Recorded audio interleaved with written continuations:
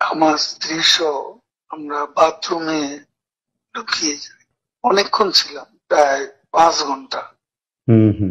তারপর একটা পর্যায়ে এরা তো ওই বাথরুমের ভিতর সেখানেও কমোড, বেসিন এগুলো তো লুটপাট করেছে সব জায়গায়। আমি খুবই ভাগ্যবান, সেদিন আমার বেঁচে থাকার কথা ছিল, মৃত্যু থেকে অনেক কাছে ছিলাম। আমি আমারই সংসদ এলাকায় আমার নিজের বাসাকে এড়িয়ে পার্শ্ববর্তী আর একটা বাসায় আশ্রয় নিয়েছিলাম। চারদিক থেকে মিছিল আসছিল এবং এটা আসলে ছিল প্রধানমন্ত্রী গণভবন কেন্দ্রিক, এবং এটা আমরা অবাক হলাম যে সংসদ এলাকাতেও এটা ছড়িয়ে পড়ে লুম্পেন স্টাইলের কতগুলো ঘটনা ঘটে, এবং সেখানে বিভিন্ন ধরনের লোক আসে এবং এদের মধ্যে বেশিরভাগই মনে হয়েছে এটা কোন রাজনৈতিক অভ্যুত্থান। না, একটা কথা জিজ্ঞাসা করি, সে তো আমরা তখন সেটা দেখলাম এবং মাননীয় প্রধানমন্ত্রীকেও যে বাসাতে ছিলাম তারা সে বাসাতেও হামলা করে। তারা জানতো না যে সেখানে আমি আছি।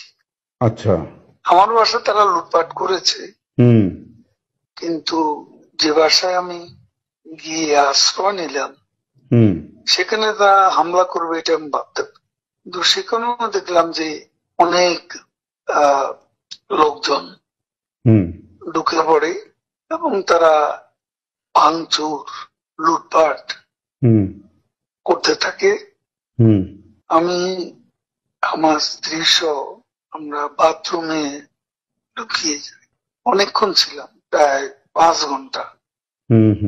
তারপর একটা পর্যায়ে এরা তো ওই বাথরুমের ভিতর সেখানেও কমোড, বেসিন এগুলো তো লুটপাট করেছে সব জায়গায়। সেগুলোর লোভে প্রথমত তাদেরকে আমার ওয়াইফ সেই বাথরুমের মুখে দাঁড়িয়ে বারবার বলছিল যে আমি অসুস্থ, এ কথা বলে তাদের ফিরিয়ে দিচ্ছে।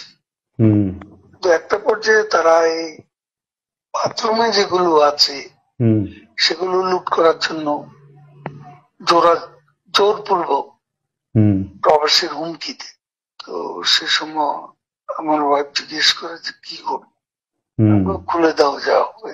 তারপরে 7-8 জন ছেলে ঢুকলো, তার খুবই আক্রমণাত্মক দৃষ্টিভঙ্গি মনোভঙ্গি নিয়ে।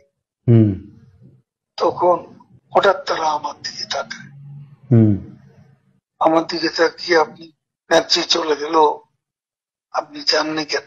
আমি কিছু বলছিলাম। তারপরে এই ছেলেদের মধ্যে কি ভাবের উদয় হয়েছে জানি না, তারা আমাকে বলে আপনার ছবি তুলবো।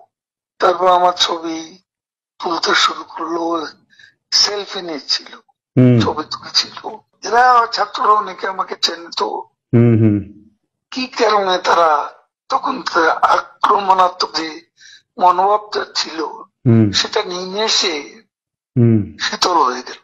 এরা ঠান্ডা মাজাজে তখন কথা বলছিল। এদের মধ্যে আবার এক পর্যায়ে একটা গ্রুপ তারা চেয়েছিল আমাকে রাস্তায় সেনাবাহিনী হাতে তুলে দিতে। কেউ কেউ আবার এটাও চেয়েছিল যে জনতার হাতে তুলে দিতে। একটা শার্ট, এদের ওই ব্যাজ, লাল পতাকা শোভিত ব্যাজ লাগিয়ে আবার কালো একটা মুখে একটা মাস্ক দিয়ে আমাকে হাঁটতে হাঁটতে সংসদ এলাকা থেকে বড় রাস্তা, গণভবন অভিমুখী রাস্তা, ওখানে নিয়ে যায়।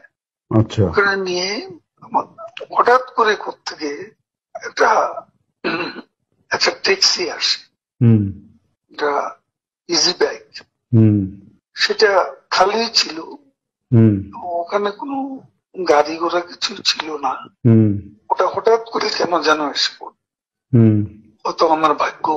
এরা দুজনে আমাকে নিয়ে, আমার ওয়াইফকে নিয়ে ওটাতে উঠলো আর বলতে লাগলো, ওতে তো অসংখ্য মানুষ, হুম চেক আপ সব জায়গায়। এরা বলতে লাগলো যে আমাদের চাষি অসুস্থ, হুম হাসপাতালে নিচ্ছি, হুম ডিস্টার্ব করবে না। হুম এই করে করে নিয়ে গেল একটা অনেক দূরে একটা জায়গায়। তো এটা হলো, ভাবতেও পারেনি ওরা যখন বাথরুমে ঢুকলো যে বেঁচে থাকে। রেমিটেন্স যোদ্ধাদের ঢাকায় বিশেষ ছাড়ে রেডি ফ্ল্যাট দিচ্ছে শতভাগ বিশ্বস্ত ও নির্ভরযোগ্য প্রতিষ্ঠান প্রবাসীর সিটি।